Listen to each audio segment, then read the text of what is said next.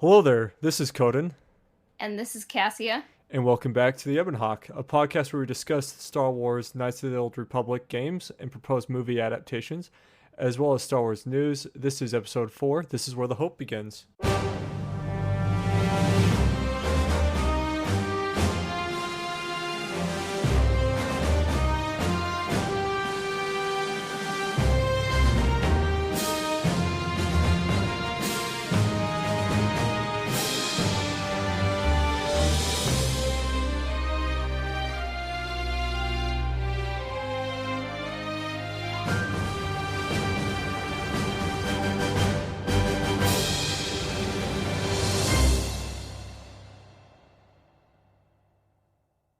So, our first topic today, we're going to talk about a character from Knights of the Republic. His name is Canderous Ordo. He is the OG Mandalorian, or rather, the KotOR Mandalorian.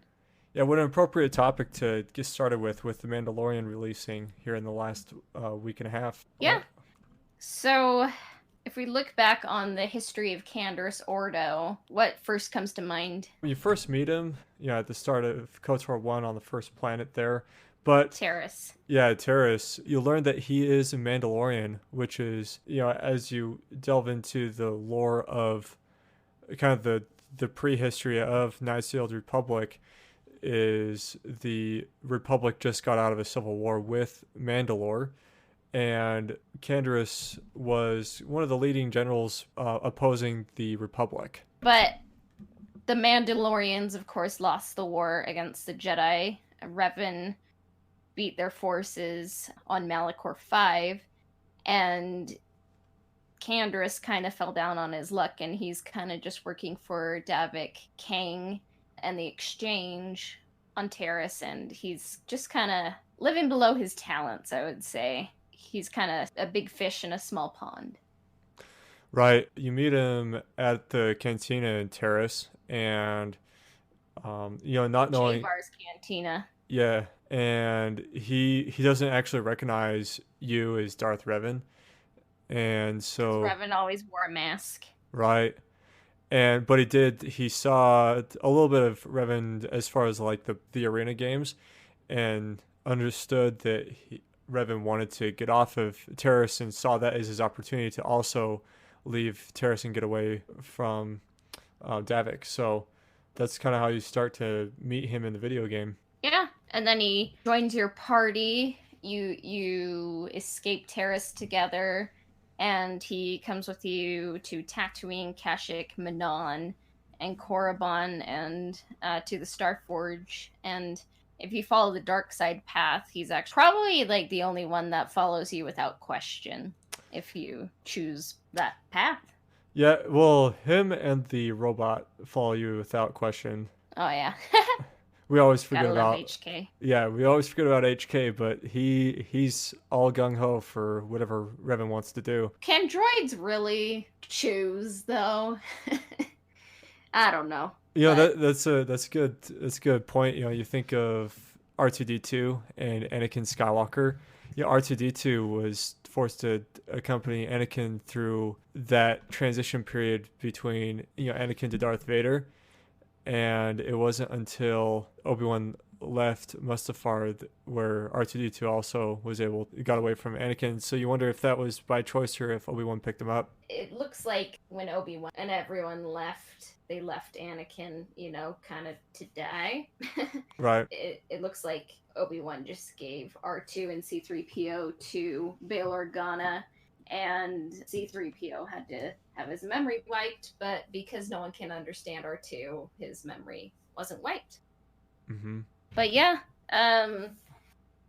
so Canderous, it's just interesting because like he was just like a neo-crusader, and his way of life is just like, to kind of like fight and forward his people. But when he joins your party, it's interesting to hear his war stories. And 2 war stories stuck out to me is in one of his stories, he said that he stumbled into a coral skipper, and I believe that this was a reference to the Yuhazin Vong from the expanded universe, which I guess is in Legends now, because the Yuhazin Vong would send out scouts, and maybe the one coral skipper that he ran into was maybe the one that alerted the Yuhazin Vong to the galaxy far, far away. And another story that I thought was cool is when you hear about him jumping into a planet's atmosphere, I think on a basilisk war droid, and like he was just kind of free falling and like through a planet's atmosphere, and it's like, is he gonna die? Is he gonna burn up? And it's like, no. And then he landed on the planet and, was able to continue fighting. Were there any stories that stuck out to you?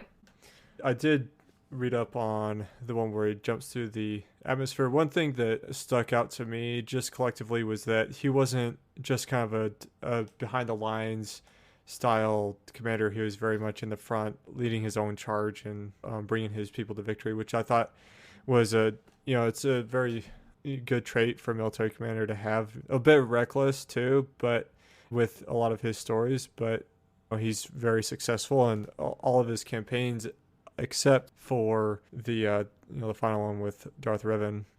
Yeah. Were there any standout scenes for you featuring Canderous and KotOR 1? He's a very hard-headed character. One thing that you notice with him is he's not.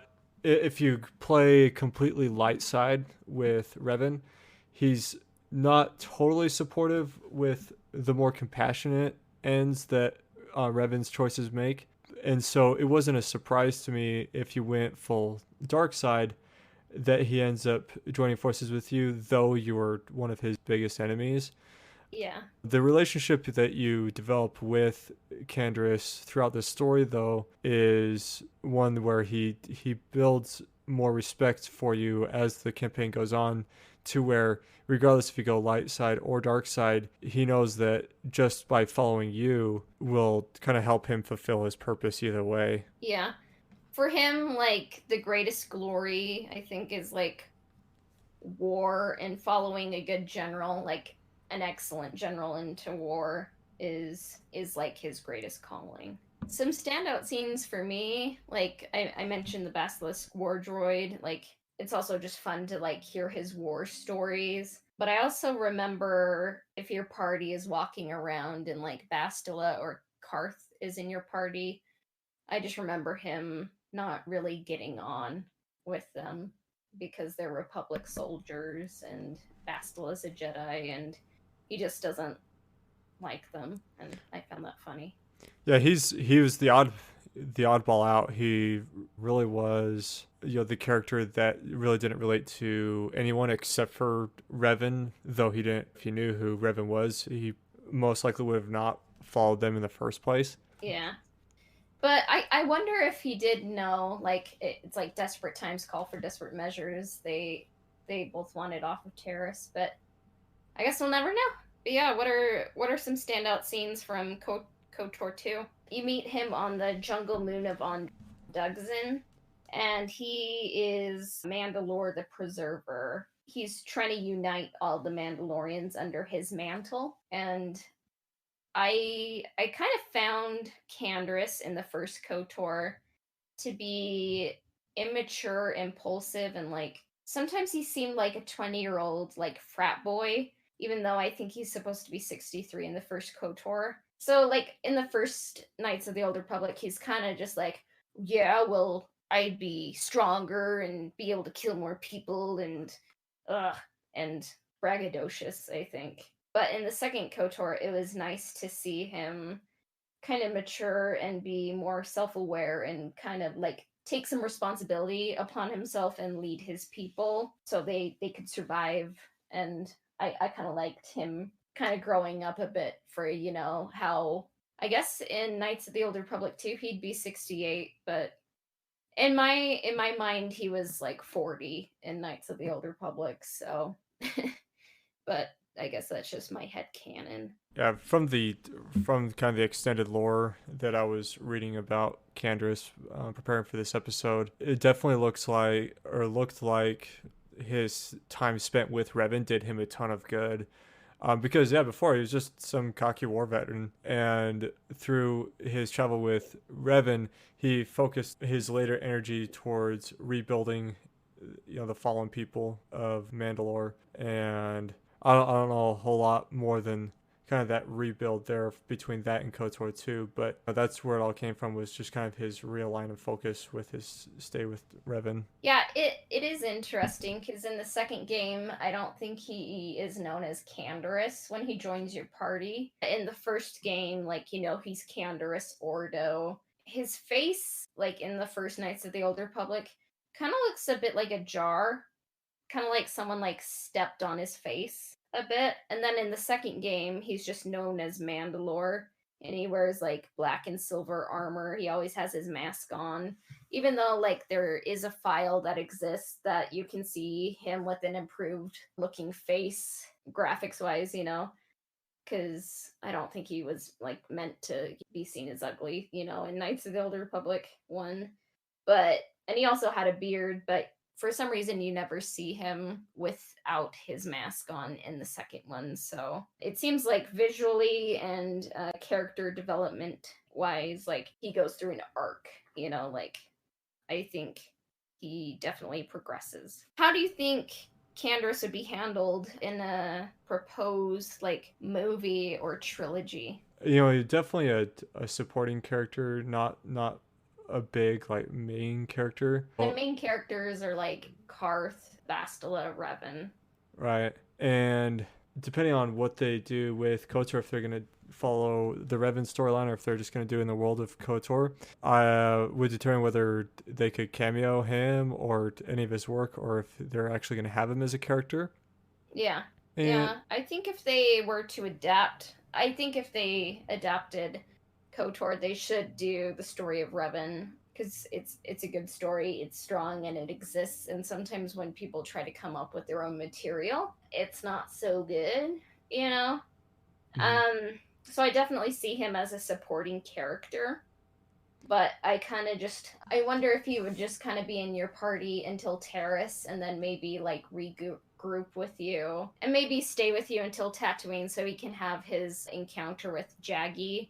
But I kind of wonder if he could go off, do his own thing, and then regroup with you for the final battle of the Star Forge. Yeah, I mean, if they follow along with the KotOR story for the film adaptations, you're always traveling as a party of 3, and so that when you have so many characters in one space at one time, it's too much. Right. I mean, the only film that's really been able to, there's only been maybe a couple films that have been able to pull it off. And other than that, it ends up just kind of being a Star Civil War. I actually do like the idea that you mentioned where he helps you get off Terrace, and then it goes off and does his own thing and regroups later. That would work out pretty well for a movie adaptation. And they would have to probably do something similar with some of the other characters, like the Wookiee and the Twi'lek that follow you. Yeah, I could see Zalbar and Mission. Like maybe when you go to Kashyyyk, Zalbar could become like a leader there, and like maybe they could stay there and then maybe regroup for the final battle. And then Jolie would join your party, and he could be there until the end as well. So that's how I see it. Yeah, I mean, if they kept the story centered around you, like Revan, Bastila, and Karth. Yeah, Karth. Like the main 3, like stories work best with trios, Yeah, then yeah, that would just work out better. All right, that's it for Candyman.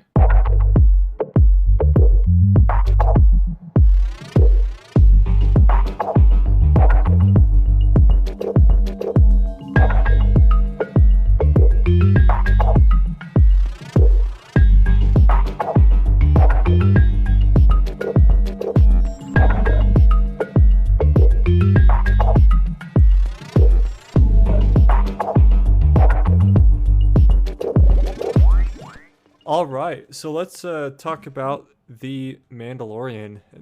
We just recently got the second episode released over the weekend. And I'm thinking it's pretty solid. What do you think? Yeah, I mean, so far I've really liked it. It was a little bit not what I was expecting. Especially, we can talk about spoilers later, but to keep it pretty general, it's you're looking for a story about a bounty hunter, and it definitely just gives you what you want. A bounty hunter looking for ways to make a living, which is pretty interesting so far. Yeah, it reminds me of the Star Wars Bounty Hunter video game where you were Jango Fett and just kind of getting bounty after bounty on different worlds. So it kind of brought back some good memories of playing through that game. It's definitely a Star Wars Western, and I dig it. It kind of has some shorter episodes, but that's not really the worst complaint you can really have, because if you feel like something is a little bit shorter, it means you want it longer. And also the shorter episodes, they kind of feel like the serials with cliffhangers at the end, like Buck Rogers or Flash Gordon, that when George Lucas was like creating Star Wars, that's what he was inspired by, so it's kind of like coming back full circle. Mm-hmm. Yeah, and there's still some talk on how long each of these episodes are going to be, because the first episode was pretty long. The second episode was just around 30 minutes. But the second episode was more or less a part 2 of the first episode. Yeah. I think the first episode was like 36 minutes, and then I think, including credits, the second episode was like 32. So I kind of wonder if like episodes 1 and 2 were originally just meant to be one episode, but I think they wanted to end on that, cliffhanger. Yeah. In the first episode. So I think that's why they divided it the way they did. Mm-hmm. But yeah, I mean, so far it's been really good. It's steered away from politics, which has been really refreshing. It's just really focused on telling a pretty pure Star Wars story, which is, pretty entertaining so far. Yeah, and it just feels like a solid Lucas era Star Wars story, and it feels like it blends like the original trilogy and prequel trilogy in a good way, and it tells a compelling story, and the effects are pretty good for a TV show. So I do have to bring up, like, I'm kind of sad for people around the world, because right now you can only watch The Mandalorian on Disney Plus, and right now Disney Plus is only available in the US, Canada, and the Netherlands. So I'm kind of expecting like people will just be spoiled, or they'll just have to find other ways to see what happens. And I just kind of wish like that everyone in the world was able to partake of this story the way it was meant to be. It was meant to be viewed. But I kind of wonder if they just kind of released it now so they could build up goodwill going into episode 9. Do we want to talk about spoilers? Yeah, let's move into spoilers. For the next few minutes, we'll be talking about The Mandalorian, and our discussion will contain spoilers. If you wish to continue listening without having the episodes spoiled, please fast forward to 34 minutes and 14 seconds. From there, we will move our discussion to Jedi Fallen Order for the remaining few minutes, and then close the episode. We'll be entering hyperspace shortly, so strap yourselves in.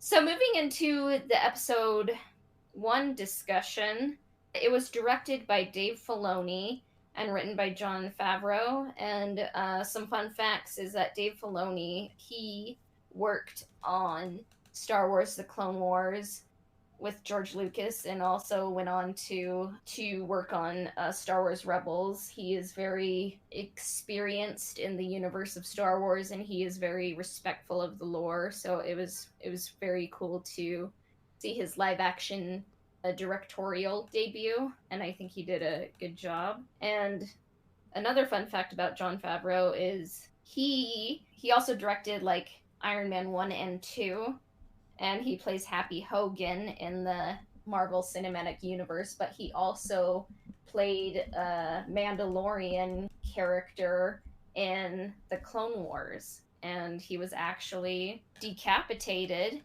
with the black saber by Darth Maul. So, yeah. He has some Mandalorian roots. But this episode begins the Mandalorian, he has no name yet, coming into a bar, and he ends up getting a bounty on a creature named Mithril, and he ends up turning him in, and he gets his money and talks to Grief Karga, who's played by Carl Weathers, and they discuss various bounties, and he finds an Imperial officer, a remnant officer, who gives him a bounty, and all they will say is that it needs to be off the books, and that the target is 50 years old, and someone who works with him named Dr. Pershing says, I want it alive. And at the end, you find out that the target is a baby. Not just any baby, but an unknown species like Yoda and Yaddle and Vandar Torak from Knights of the Old Republic. A little adorable Yoda baby. Yeah, I mean, what a surprise. Yeah. And I would die for baby Yoda. Like, it's just, I don't know if it's the maternal instincts kicking in, but I'm just like, it's adorable. And I'm like, is it CGI? Is it puppetry? Is it a mix of it? But I'm like, oh, I'm sold. But that was a really good way to end that episode. Well, even the Mandalorian, I mean, you know, he's just some tough bounty hunter guy, but when he sees that his Corey is a baby, even he kind of goes into parent mode, which is also pretty funny to see. Yeah, but I think it also fits his character and the universe, because when he gets his armor forged, they say this money is going to the families that we're going to be supporting. And he's like, I was once a foundling too, you know? Mm-hmm. And then there's flashbacks to the Clone Wars while the armorer is forging his armor on an impressive Star Wars forge. Maybe you could call it a Star Forge. Just kidding. But it fits with his character that he would like find compassion for this baby because he was once an orphan and he cares, you know, for like vulnerable, you know, children. And also in this universe, I think this kind of alien is rare, you know, so it would instill awe in anyone, I think. Yeah. The biggest question that I had, and I hope it answers down the episode timeline, is what that baby was doing there in the first place. Who were the people that were, you know, had custody of the baby at the time? Were they Jedi defectors? Were they people that had, you know, essentially kidnapped or stolen the baby? Yeah. What was that story? And why were they so difficult to get to up into the point where the Mandalorian and the IG assassin droid get there? Yeah, IG-88 was a fun addition. He is voiced by Taika Waititi, who I believe is also going to be directing an episode of The Mandalorian, and he also directed the recent Jojo Rabbit, but also the upcoming Thor Love and Thunder and Thor Ragnarok, which came out a few years ago. But I kind of wonder if Dr. Pershing is connected with the Kaminoans, however you say that, because on his arm is like a sigil that like all the clones would wear on Kamino. Like it was a symbol of Kamino. So I wonder if the Yoda baby is a clone or what. But an interesting thing about the Yoda baby is that if Anakin were still alive, he would also be 50 at this point in the timeline. So Yoda baby and Anakin Skywalker are the same age. Yeah. But Must be the true chosen one. Yeah, they got that wrong, and that's why it's screwed up so badly. But I kind of wonder, are we gonna see more Yoda people? Are we gonna learn like what kind of species Yoda is finally? We are gonna be learning that then not, because George Lucas is involved like with the Mandalorian. So yeah, I hope we don't talk too much about that race. I do like the mysteriousness of Yoda's race. I'd rather maybe keep it that way. I would maybe be fine with the Mandalorian learning, but the audience not learning like where they're from or what they're called. Yeah. It'll be interesting to see what's revealed, what we see, like if we're gonna see like Baby Yoda's parents, Baby Yoda's like siblings, or what. But it was an intriguing end to episode 1. And I also have to say, like, it's just nice to see how seriously they take the Mandalorian culture. It was just kind of cool to see other Mandalorians and like him getting his armor forged. Like it costs like all of his money, but he didn't care. Like his armor meant that much to him. Like just like a shoulder plate. And I also just have to mention that Star Wars forge looking thing, it was really, really rad. So yeah. Yeah, he makes a brief mention in the second episode where his weapons are his religion, and I believe that forging of his armor was more or less in that similar mindset of like he's basically donating his reward to apply that next piece of his livelihood. And so to him, that forging was absolutely worth every penny. Yeah, so for him it's like I would say like a religious experience. But yeah, any more thoughts on episode 1? No, I think that's pretty much it for episode 1. Yeah. Episode 2 was directed by Rick Famuyiwa, written by Jon Favreau. Yeah, and I just want to say like how much of a relief it is to see a character struggle and fail and not instantly be amazing at what they do. Even though we know he is a good fighter, we see him take on and disintegrate all of those other fighters that were coming for the baby, and he struggled, he got hurt, but he fought them off, but it was hard. But then he comes to his ship, and Jawas kind of took everything, you know, and he's running after them, and he struggles, and just when you think he's gonna like get the better of them, they get the better of him. He's stunned and he falls unconscious, and it was really nice to see him struggle and fail. Yeah, I really liked that scene. We associate that sandcrawler as this really slow and very just cumbersome vehicle from A New Hope, but to see the Jawas like run to it and then just like try and run away from him using this giant tank, I thought it was hilarious. I really enjoyed that scene. And then he gets like tased when he finally reaches the top of it, and then it's just all over. He's right back to square one. Yeah.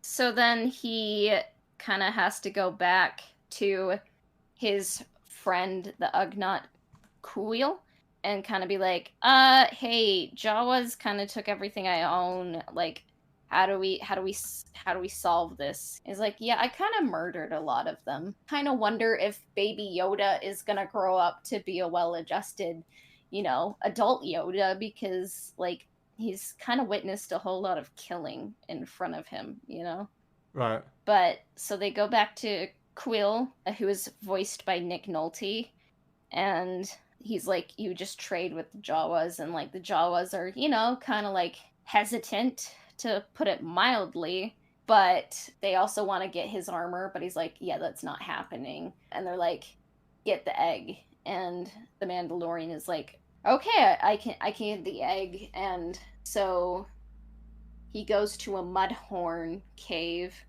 and he has to fight this big rhino-looking creature. It also looks like a Reek from Attack of the Clones, and it's very muddy. Yeah, he walks up to this beast's home, and you're not really knowing what to expect. He goes into the den, and it looks empty at first, and then the monster's eye opens, and then it cuts out back to the Yoda baby, and you hear a bunch of blaster bolts, and then you just see the Mandalorian just get thrown out of the cave.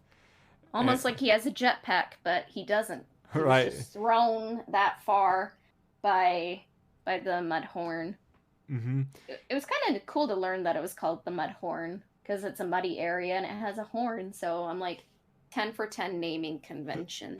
Yeah. So, and I mean, basically, the Mandalorian was just gonna lose the fight. It was pretty one-sided, where none of his weapons were doing anything. He was gonna pull his disintegration rifle out, but it was jammed with mud. And then all of a sudden, the Yoda baby just picks up the beast with the Force, allowing yeah. him to just walk up and stab the beast in the vital organ or the heart, and was able to retrieve the egg for the Jawas. But again, just some of that Yoda lore of some of Yoda's size shouldn't be judged by like the amount of force that they can wield. I mean, the baby just kind of says, "We'll just lift you up," and it was over.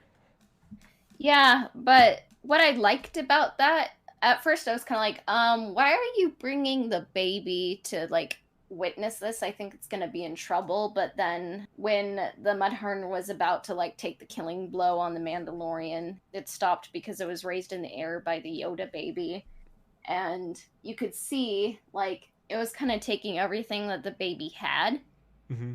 to kind of hold it up in the air for a little bit. And then when it let it down, the Mandalorian kind of ran around and like got it like in the throat and was able to take care of it. But then you see the Yoda baby. That species has a natural affinity for the Force, and they're very powerful. But the Yoda baby like kind of collapsed. You could tell like it took like all the energy it had. And like after they get the egg and after they put the ship back together, like the baby Yoda is still kind of asleep in a trance, like it's not like it instantly like was able just to use the Force because it wanted to, and like there were no consequences. Like it was exhausting, but then at the end of the episode it wakes up again. Mm-hmm. But I also liked the character of the Ugnaught. Like it's sad. I hope we see more of him, but if not, like I guess that's a good ending for that character. It was just kind of funny at the end of everything he would say. It was, "I have spoken." It's basically become a new meme. Right. I guess I just want to stress that it's just nice to see a character struggle and not succeed all the time and kind of have to make things better and do things differently than they did the first time. Rather than murdering all the Jawas, you can negotiate with them. Mm-hmm. It shows character development. And also, it was just funny to just see, like, the Mandalorian mask he's wearing just get caked in mud. And I just wonder where the story's going to go in episode 3. Yeah, it would be pretty interesting to see what they do with it. I mean, he could just have a really quiet and uneventful trip all the way back to the planet, or he might end up picking up other things along the way. We saw early in the first episode when he picked up that one alien that he liked to pick up multiple targets at the same time, and so we'll get to see how he handles this one. Now, with the amount of bounty that this guy is paying him for this alien, it's going to raise the question of why do they want him, and we'll get to see what the Mandalorian decides, whether he's going to take the bounty and just leave the baby. Get the money, or does he follow his principles and save orphans? Right. Yeah, that's an upcoming question of what exactly is going to be done with this bounty, and that'll be cool to see. What if he adopts Baby Yoda and trains him as a Mandalorian? So we will eventually have a Yoda species as in Mandalorian armor taking out bounties. A Mandalorian Jedi baby? Yeah. And the baby could eventually grow up, Yeah. And then that would be amazing. And then we meet this Yoda baby as an adult in Star Wars 9. What if he's a character on Batuu at Disneyland or Disney World? It would be awesome, Mm-hmm. So, but yeah, we'll definitely be watching all of the Mandalorian episodes, and we will talk about it again in the future. Yep. All right, and that'll be the end of spoilers. All right. Star Wars Jedi Fallen Order. It's a surprise to be sure, but a welcome one. But this game is good. Like, it's getting great reviews, and the reception is very positive. What's been your experience playing through it? I've really enjoyed the gameplay. As far well for the combat, the lightsaber, the force, all that. The puzzles have been good. It reminds me a lot. There's been a lot of comparisons of, oh, this game looks like Dark Souls. This game looks like The Force Unleashed. It's really not like either of those games. It reminds me of Uncharted. Yeah, it's got a lot of Uncharted. The puzzles are a lot like Metroid Prime, and the combat, so similar to Dark Souls, is more like Sekiro. Well, Sekiro is very difficult, and Dark Souls is obviously very difficult, but Fallen Order isn't near the difficulty, but the combat style is the same. One things that I like about the game is it determines its difficulty on how forgiving it is with your timing. So if you bring up the difficulty level to what they call the Grand Master difficulty, it's extremely hard to pull off things like parrying or the bolt blocking or dodging. And as you scale down the difficulty to the more narrative difficulty, then it gives you a couple seconds to be like, oh, he's attacking, I'll block. Yeah. So it like I haven't been able to play it yet, but I've watched some playthroughs from Star Wars Theory and others, but it looks like a fun game, and I can't wait to play it. I'm gonna start playing through it this week. What's interesting about this game is EA Games produced it, but it was developed by Respawn, and Chris Avallone, who worked on Fallout 2 and New Vegas, Prey, and in the terms of our podcast, most importantly, Knights of the Old Republic 2, he also worked on it. So it's Yeah, pretty good. that's another thing too. It's nothing like KotOR. No. The most it has with KotOR is your interaction with your crew in the ship, which I think it's really fun, where the loading is all persistent. And so you get in your ship, you tell the captain what planet you want to go to, and then he'll take off from the planet and fly to the next one. And then when he's about to exit hyperspace, he'll tell you to get in your seat, and then he'll retract from hyperspace. So that action of him telling you to sit down is the final loading sequence to get you to the next destination, which is really cool. Yeah. It kind of makes me want a remake of Knights of the Old Republic.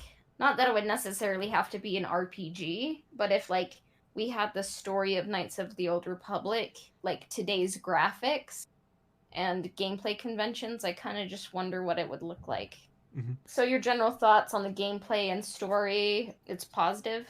So my thoughts on the gameplay are pretty positive. I found myself with the cutscenes, I found myself wanting to skip them a lot, but there's no way to skip them, so I just kind of have to wait for the cutscene to be over. That's not with all of the story, but that is with a lot of it.